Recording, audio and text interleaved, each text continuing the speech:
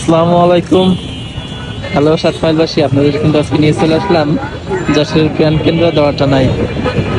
আর দেখেন দোয়াটানায় কত সুন্দর একটা জিনিস, নদীর ভিতরে নৌকা চলছে। আর এই যে এই সেই ইকো পার্ক।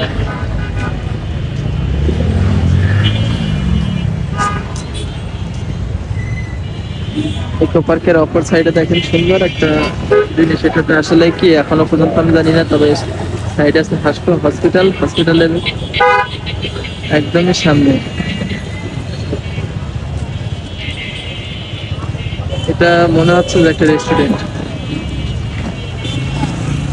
এই দেখেন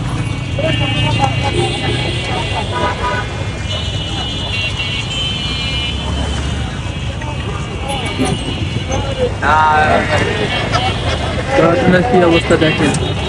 দেখেন এখানে কিন্তু সুন্দর একটা ফ্ল্যাগ লাইট লাগাইছে, এই জন্যে একদম সুন্দর সবকিছু।